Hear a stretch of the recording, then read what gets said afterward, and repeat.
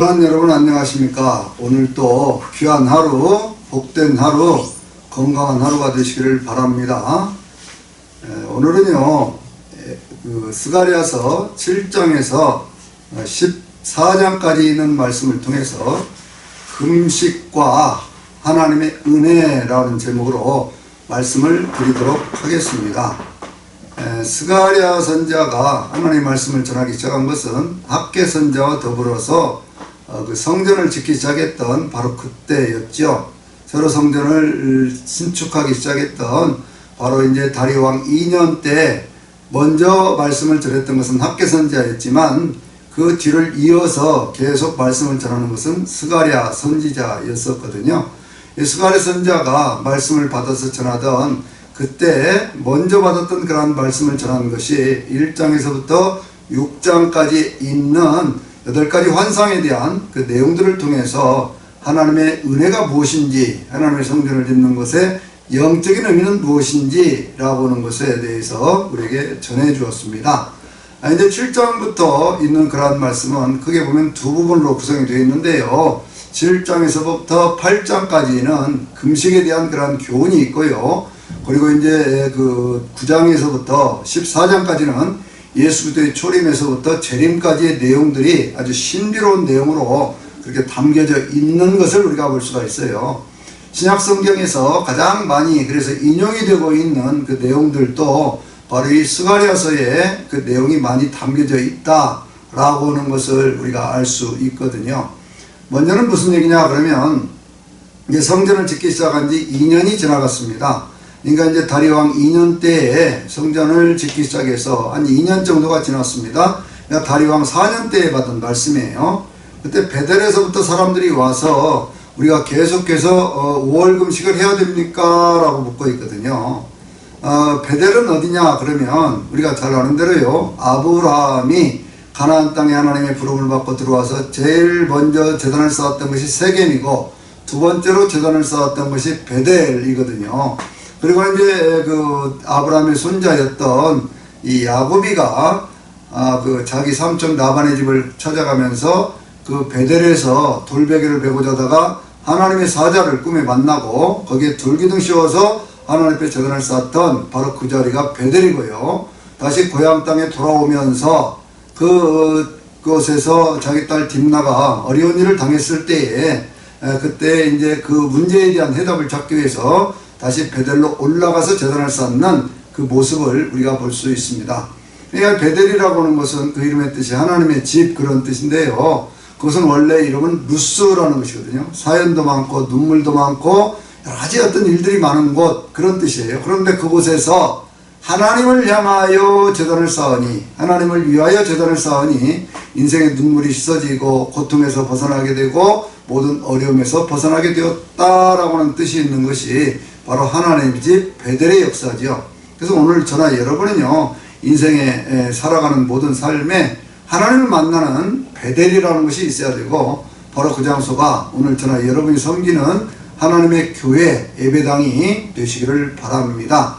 그래서 사람들이 와가지고요 5월 금식 계속해야 됩니까? 라고 묻는 것은 뭐냐면 70년 세월 동안 계속해서 5월 금식을 해왔어요. 이건 무슨 얘기냐? 이스라엘 백성들이 이 남쪽 유다가 완전히 바벨론에서 멸망을 당한 때가 언제냐?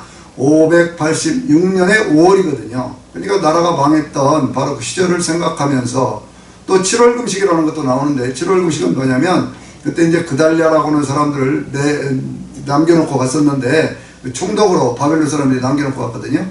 그런데 이제 이스라엘 사람들이 반란을 일으켜서 그달랴를 죽이고 그들이 애굽 땅으로 도망을 갔지 않습니까? 에레미야를 데리고 그렇게 갔던 그러한 역사 속에 바벨론이 쳐들어와서 다시 한번 완전히 이스라엘 나라를 쓸어버린 예루살렘을 쓸어버린 그러한 역사가 있던 것이에요. 근데 또 7월은 어떤 데냐 그러면 이스라엘 7절기 가운데 6번째 절기인 대속절이 있는 바로 그 기간이거든요. 이스라엘의 7절기라는 것이 뭐냐 그러면 첫 번째가 6월절이죠. 이스라엘 백성들이 애굽에서부터 벗어나왔던 바로 그때를 상징하고 있는 바로 그때 그날을 기념하는 6월절. 그 다음에 있는 것이 일주일간의 무교절, 그리고 그 가운데 끼어 있는 것이 초실절. 그래서 우리는 이 절기를 예수 그리스도의 십자가 그리고 고난, 그리고 부활에 대한 그런 말씀으로 우리는 해석하고 받아들이고 있죠.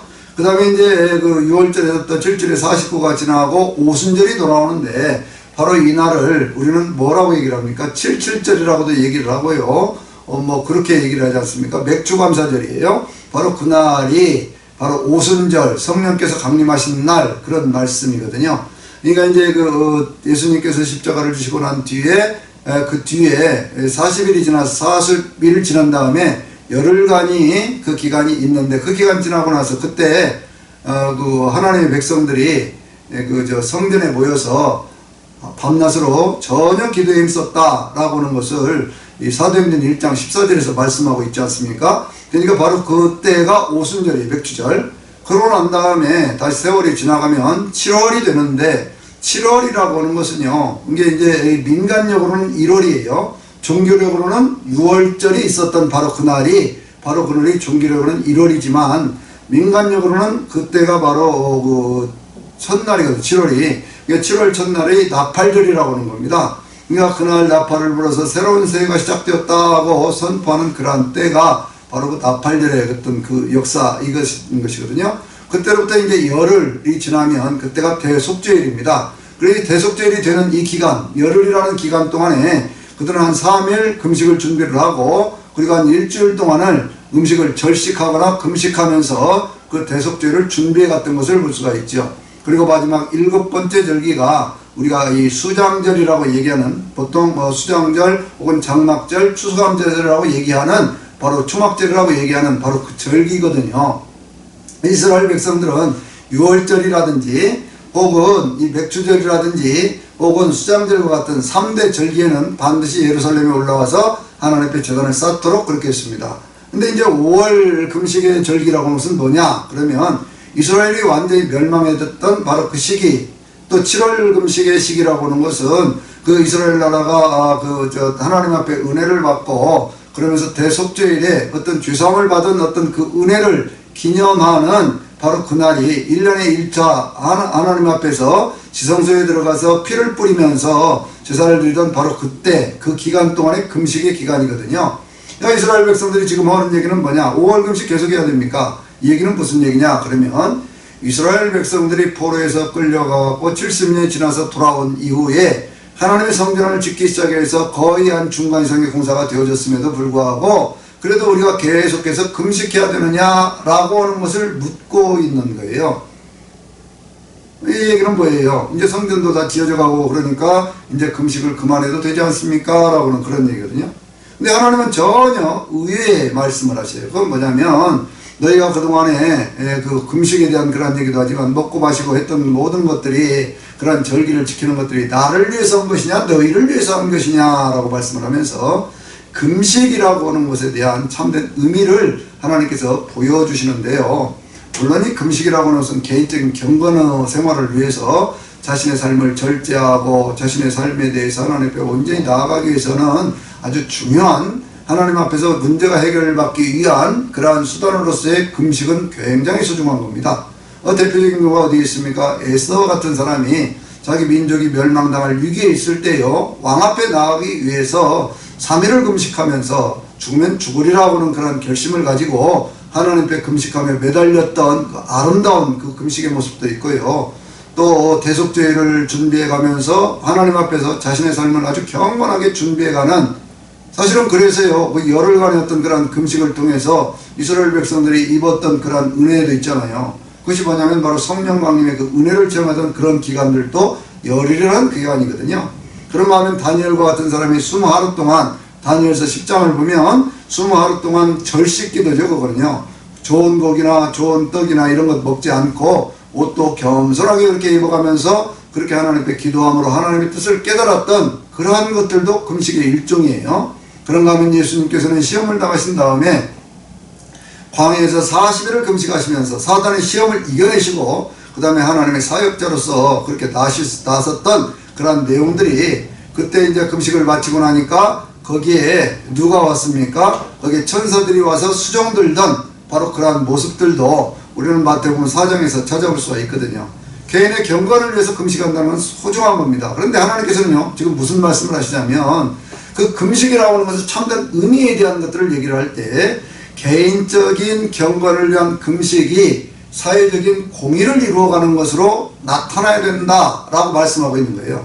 그것이 바로 성문에서 재판을 진실되게 해라 그런 말씀이고요. 고아와 가부나 압제당한 자들을 그들을 불쌍히 여겨주는 그것이 금식이다 라고 말씀을 하고요. 그렇게 해야 너희의 모든 삶에 잃어버렸던 것들이 회복된다라는 그러한 말씀을 하는 거예요. 이 금식에 대한 중요한 교훈, 바로 이 스가랴서에 있는 금식에 대한 교훈과 똑같은 그러한 내용이 어디에 있냐면 이사야서 58장에 있는 그러한 말씀인데요. 이사야서 58장에 있는 그러한 말씀들 가운데 전부가 그런 내용입니다. 너희가 진짜로 금식하는 것이 뭐냐? 그러면서 하나님이 기뻐하시는 금식은 그 이사야서 58장 6절에 있는 말씀이죠. 흉악의 결박을 풀어주며 멍에의 줄을 풀어주며 압제당하는 자를 자유케 하며 가난한 자들을 보면 그들을 구제하는 것이 아니냐 이렇게 말씀을 하고 있는 거예요. 그러니까 이제 이와 같은 것들이 참된 금식이라는 거예요.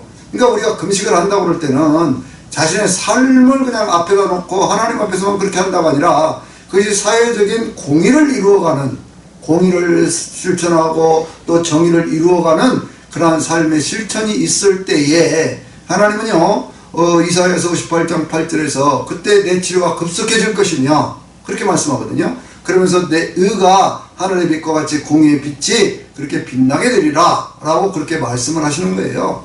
그러니까 여러분 우리가 이 기뻐하는 금식, 하나님이 기뻐하시는 금식의 참된 의미가 뭐냐고 하는 것을 이사야서 58장을 통해서 다시 한번 확인해 보실 수 있게 되시기를 바랍니다. 물론 이 예언의 말씀 가운데는요 두 가지 의미도 있습니다. 그건 뭐냐면 이 금식을 할 때 흉악의 결박을 풀어준다고 하는 것을 영적인 의미에서 풀어보면요 그것은 하나님이 기뻐하시는 그러한 금식에 정말 경건한 삶의 금식으로 돌아갈 때 악한 귀신이 떠나가는 그러한 역사도 있죠. 예수님께서요 그 변화산에서 올라가셨다가 이 마태복음 17장을 보면은요 거기에 이제 예수님께서 산에서 내려왔을 때 한 귀신 들린 아이를 데리고 왔던 아버지가 있었지 않습니까? 제자들은 못했습니다. 근데 예수님께서 그 귀신 들린 아이를 고쳐주시면서 제자들이 물어봤지요. 왜 주님은 하시는데 우리는 못합니까? 그때 뭐라고 말씀하셨어요? 금식과 기도 외에는 이런 유가 나갈 수 없느니라 라고 말씀했거든요. 그러니까 우리가 하나님 앞에 시시때때로 자신의 삶을 절제하고 오로지 하나님을 바라보면서 하나님의 능력이 공급받는 그러한 은혜도 있게 되시기를 바랍니다. 하나님께서요 그런 말씀들을 스가랴를 통해서 주시면서 너희가 참된 금식을 실천을 할 때 그때 8장에 있는 말씀을 보면요 그때 예루살렘 성은 그것이 그 진리의 성읍이 될 것이고 그리고 하나님의 성 그 산은요 성산이라고 일컬음을 받게 될 것이다 라고 말씀해요. 이 진리의 성읍이라는 말을 어떤 이단들이 그냥 교묘하게 갖다가 자기들이 모인 집단을 얘기를 하는 것이지만 하고 있지만 그러나 그렇지 않습니다. 진리의 성읍이라는 원래 본래적인 그런 말씀은요 하나님의 백성들이 참된 금식을 실천을 할 때 하나님께 다시 돌아와서 그 가운데 가시는 그 성 바로 그곳에서 공의와 정의가 실천이 되고 그러한 곳이 바로 하나님의 성 진리의 성읍이 된다라고는 그 말씀이죠. 그러니까 하나님의 말씀을요 자기의 생각에 따라서 왜곡하는 그러한 일들은 있어서는 안 되는 것입니다. 그러한 은혜를 쭉 하나님께서 말씀을 하시면서요 이제 9장으로 넘어가서 보면 9장에 있는 그러한 말씀 가운데요 주변에 있는 모든 나라들을 정리해 가시는 주님의 모습이 보여요. 위에 있는 두로라든지 시돈이라든지 뭐 블레셋이라든지 이런 나라들에 대한 심판의 말씀들을 쭉 하고 있거든요. 두로는 굉장히 부유한 나라였습니다. 금이 막 모래같이 그렇게 흔한 그런 나라였다. 성경이 좀 과장되게 그렇게 표현도 하는데요. 그렇게 부유한 나라들, 그러면서 오히려 하나님을 대적하는 그런 나라들, 그래 두로에 대한 어떤 그런 이미지가 이사야 14장이라든지 혹은 에스겔 28장 같은 데를 보면 사단을 상징하는 그런 모습으로도 그렇게 보여지고 있거든요. 그래서 이제 어떤 그런 것들을 다 처리를 하신 다음에 9장 9절에 보면 우리가 잘 아는 그 말씀이 있습니다. 그건 뭐냐면 하나님께서 이스라엘 백성들에게요 그 가운데 어떤 은혜를 주시는데 어떤 은혜를 주시느냐 공의왕 정의의 왕이 나귀를 타고 입성하시는 그 모습을 보여줘요. 야 그는 겸손한 분이다 그거예요. 공의를 사랑하시고 겸손한 분이기 때문에 작은 나귀 새끼를 타고 온다. 여러분 이 말씀을 우리가 무엇을 보고 기억을 합니까? 마태복음 21장을 보면은요 예수님께서 예루살렘 성으로 이렇게 입성해 가실 때에 그때에 예수님께서는요 작은 나귀 새끼를 타고 들어가시잖아요. 구약시대의 사람들이 그걸 어떻게 알았겠습니까? 그런데 이미 하나님은요, 그러한 말씀들을 예언을 통해서 예수님의 초림의 역사를 말씀을 하고 계시는 거예요. 그래서 이제 예수님께서 그렇게 들어가는 그러한 모습들도 이렇게 스가랴서에 나타나고 있는데, 그러면서 이제 10장으로 넘어가서 보면요, 10장 1절에 있는 말씀 가운데 저는 참 이 말씀을 좋아합니다. 여기에 뭐라고 말씀하고 있냐면, 봄비가 내릴 때 비를 구하라 여호와의 말씀이니라. 그렇게 말씀하시면서 구름을 일으키시는 하나님께서 그때에 소낙비를 주시는데, 그렇게 함으로 해서 모든 좋은 제소들을 모든 만민에게 주시리라 라는 그런 말씀이 있어요. 여러분, 우리가 이 비에 대한 얘기를 할 때는요, 이른 비와 늦은 비가 있거든요. 그런데 이제 그 사람들이 이 민간적으로는 그것이 7월이 첫째 달이라고 그랬잖아요. 그러니까 이제 이 추수를 하기 전에 그때 비가 오는 것을 이른 비라고 얘기를 하고요. 그리고 이제 그 봄철에 그 3월, 4월 뭐 이때가 되고, 또 추수를 할 때 맥주감사절 이런 그런 절기가 되기 전에 내리는 비를 늦은 비 그렇게 얘기를 합니다. 이스라엘은 평균 강수량이 한 250mm 정도 되기 때문에 늘 이슬이 내려야 농사를 짓는 거예요.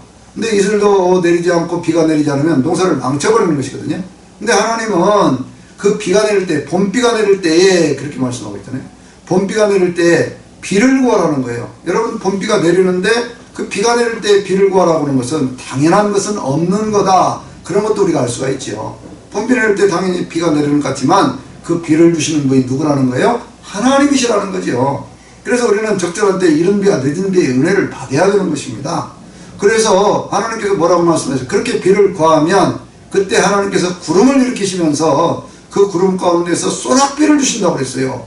놀라운 은혜입니다. 이건 하나님께서 쏟아 부어주시는 은혜죠. 그것이 바로 성령 강진의 어떤 그런 역사이기도 하고, 오늘 우리의 삶을 일으켜 가시는, 삶을 풍요롭게 만들어 가시는 그런 하나님의 은혜의 역사이기도 한 것이거든요. 그러니까 늘 우리는요, 그러한 은혜들을 받아야 돼요. 그러면서 하나님께 동시에 주시는 말씀이 뭐라고 말씀하시냐면요, 10장 21절인가를 보면 여기 뭐라고 말씀, 너희가 고난의 때를 지나간다, 고난의 바다를 지나간다 라고 말씀하세요. 인생이라고 하는 것은 언제든지 고난의 때가 있는 겁니다. 그러나 그 고난의 때를 잘 이기고 나가면요, 그 뒤에 하나님께서 은총을 베풀어 주시는데, 이제 11장에 보면은 진짜 좋은 목자와 못된 목자의 어떤 모습들을 우리에게 보여주고 계시거든요.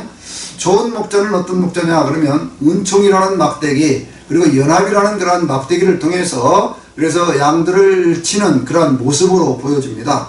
그런데 그 가운데 거짓 선자들이 나타나지요. 근데 거짓 선자들은 어떻게 해요? 늘 거짓말하면 사람들을 미혹을 합니다. 사람들이 어떻게 합니까? 좋은 선자, 진짜 선자가 전하는 진리의 말씀보다는 거짓 선자들의 그 이야기를 많이 듣고 따라가고 그렇게 하거든요.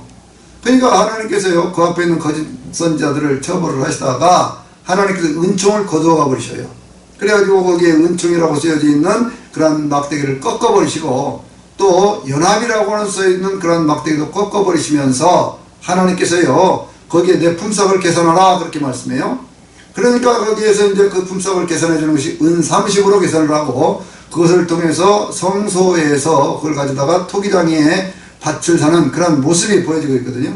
여러분, 이 모습도요, 신약성경에 있습니까 없습니까? 신약성경에 있죠. 어디에? 가룟 유다가 예수님을 팔고 그러고는 거기에 은30을 받아서 그래놓고는 마음이 괴로우니까 스스로 자살해 버렸는데, 그때 제사장들이 토기장에 밭을 사서 그것을 그 나그네 애들의 묘지로 만들었다 그렇게 말씀하고 있잖아요. 그러니까 하나님의 어떤 그런 예언의 말씀이라고 하는 것이 이미 500년도 이전의 어떤 그런 얘기들을 말씀을 하고 있는 것이고, 그런 말씀들을 통해서 하나님의 역사가 이루어져 가는 그 과정들을 우리에게 보여주고 있는 것입니다.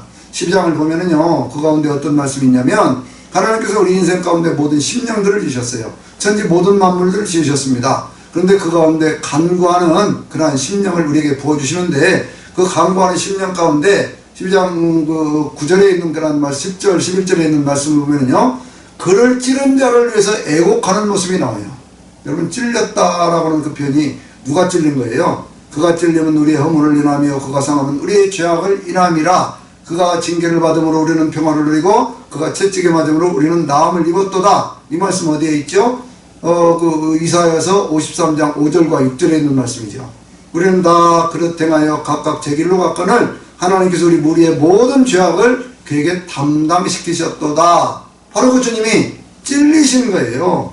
그 주님의 찔림에 대한 그런 내용들이 이미 이 스가랴서를 통해서 예언되어 있는 것이고, 그 모습 그대로 주님이 찔리시면서 십자가에서 고난의 피를 흘리심으로 해서 우리에게 평화가 이루어지고, 그가 찔림으로 해서 우리는 모든 죄악에서 모든 허물에서 벗어날 수 있는 그 은혜가, 십자가의 은혜가 주어지게 되어진 것입니다. 이 놀라운 은혜가요, 이미 성경은 이미 그 예수님의 어떤 십자가 사건이 있기도 전에 500 몇십 년 전에 그러한 내용들을 예언을 하고 있다라고 하는 걸 생각해 보면 얼마나 놀라운 그런 사건이냐 그게요. 여러분, 이 말씀 우리가 좋아하지 않습니까? 다시 한번 말씀을 드리죠. 그가 찔림은 우리의 허물을 인하며 그가 상함은 우리의 죄악을 인함이라. 그가 징계를 받음으로 우리는 평화를 누리고 그가 채찍에 맞음으로 우리는 나음을 입었도다 라는 이 말씀이요.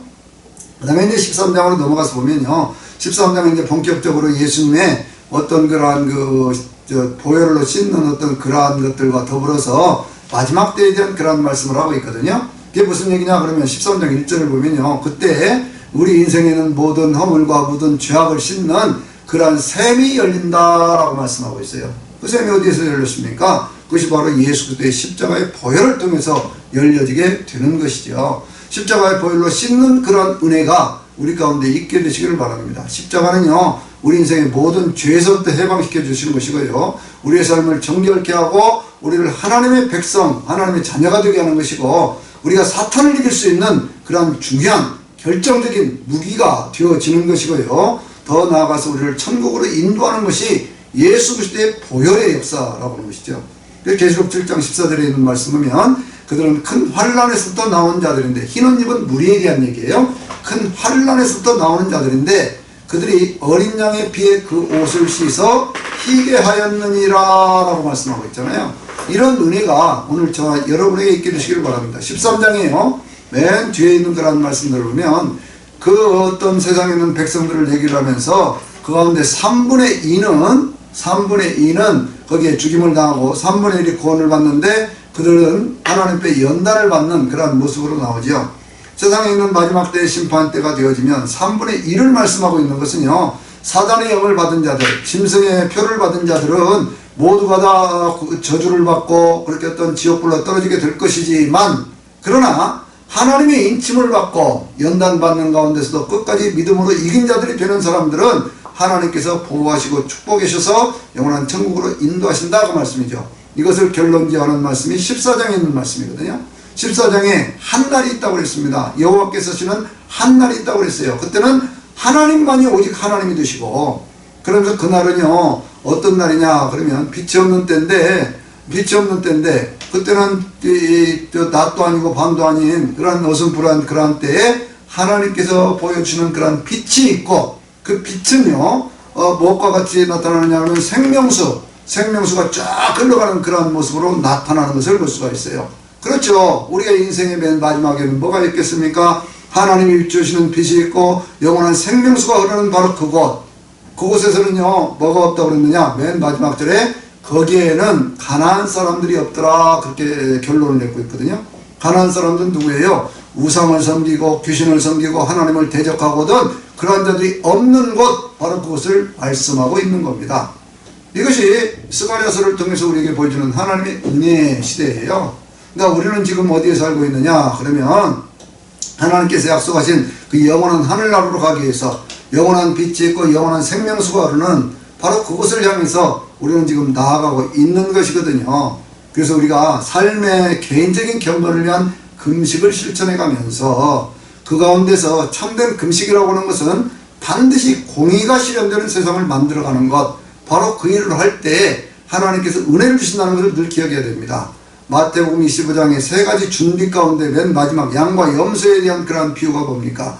너희가 굶주린 자에게 먹을 것 주었느냐, 헐벗은 자에게 옷 입혀 주었느냐, 그런 말씀들 아니에요. 그 말씀에 똑같은 내용이 이사야 58장에 있는 말씀이고 스가랴서 7장과 8장에 있는 말씀이다 라고 하는 것을 기억을 하면서 우리가 삶의 경건과 함께 사회적으로 예수를 믿는 사람으로서 빛을 드러낼 수 있는, 착한 행실로 빛을 드러낼 수 있는 귀한 삶을 살면서 하나님께서 약속하신 영원한 하늘나라에 가는 그날까지 믿음으로 승리하는 저는 여러분이 되시기를 주의 이름으로 축원합니다. 아멘.